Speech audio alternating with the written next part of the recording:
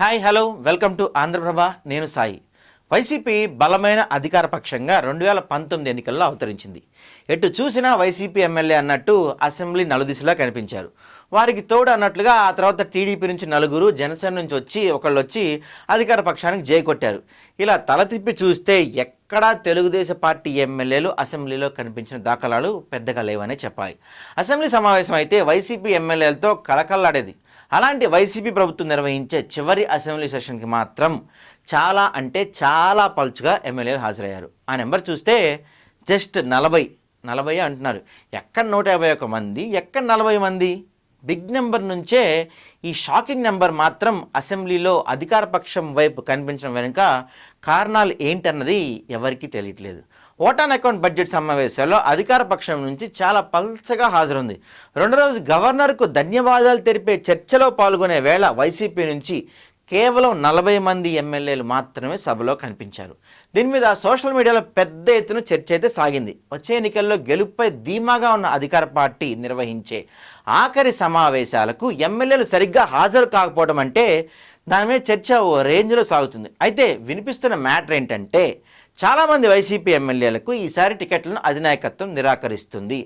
అలాగే అనేక మందిని షిఫ్ట్ చేస్తుంది. వారు కోరుకున్న నియోజకవర్గాలు దక్కడం లేదు. మరి కొంతమంది ఇష్టం ఉన్నా లేకున్నా ఎంపీలుగా పంపుతుంది. ఇలా చాలా మార్పులు చేర్పులు చేయడంతోనే వైసీపీ ఎమ్మెల్యేలంతా పూర్తి అయోమయంలో, అభద్రతా భావంలో, అసంతృప్తితో ఉన్నారనే టాక్ స్పష్టంగా వినిపిస్తుంది. దీంతో వారు ఈ వారం సభకు నమస్కారం అన్నట్లు అసెంబ్లీకి రావడం లేదని టాక్ అయితే వినిపిస్తుంది.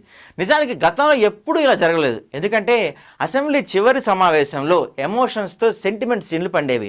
5 ఏళ్ల పాటు కలిసిమెలిసి పనిచేశామని అంతా తలుచుకొని భావోద్వేగానికి గురవుతూ ఉండేవాళ్ళు. అప్పటికీ ఎవరికి టికెట్లు వస్తాయో రావో కూడా తెలియదు. అయితే జగన్ దానికి విరుద్ధంగా ఎమ్మెల్యేలకు ముందే చెప్పి మరీ వాళ్ళ చీటీ చింపేస్తున్నారట.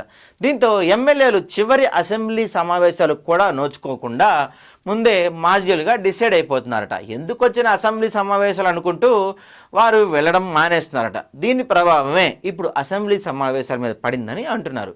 ఇక ముఖ్యమంత్రి జగన్ కూడా మరిన్ని మార్పులు చేర్పులకు సిద్ధంగా ఉన్నారనే వార్తలు వస్తున్నాయి. దీంతో ఆయన ఎమ్మెల్యేలు ఎవరితో మాట్లాడేందుకు కూడా పెద్దగా ఇష్టపడలేట. అందుకే చాలామందికి సభ వెళ్ళటం కూడా ఇష్టమని తెలుస్తుంది.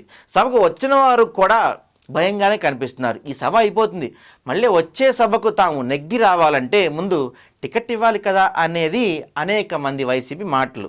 ఏదేమైనా వైసీపీ అధినాయకత్వం ఎవరూ చేయని ప్రయోగం చేయడంతో చాలా కాలం ముందే ఎమ్మెల్యే అభ్యర్థులు ప్రకటించడంతో లాస్ట్ అసెంబ్లీ సెషన్ వెలవెలబోతుంది. ఇక ఇప్పుడే ఇలా ఉంటే ఎమ్మెల్యే కోటాలో జరిగే రాజ్యసభ సభ్య ఎన్నికలకు అయినా పూర్తి స్థాయిలో ఎమ్మెల్యేలు హాజరై ఓటు వేస్తారా అన్నదే ఇక్కడ ఆసక్తికరంగా మారింది. ఏదేమైనా రాజకీయాల్లో ఎలా ఉంటుందో ఏపీలో జరుగుతున్న పరిణామాలు కళ్ళకు కట్టినట్టు చూపిస్తున్నాయి. పదవి ఉన్నా లేకపోయినా తాము చివరి రోజు వరకు ఎమ్మెల్యే అన్న భావన చాలామంది ప్రజాప్రతినిధుల్లో కనిపించకపోవటమే ఇక్కడ బాధాకర అంశంగా చెప్పుకోవాలి. చూడాలి మరి ఏం జరుగుతుందో.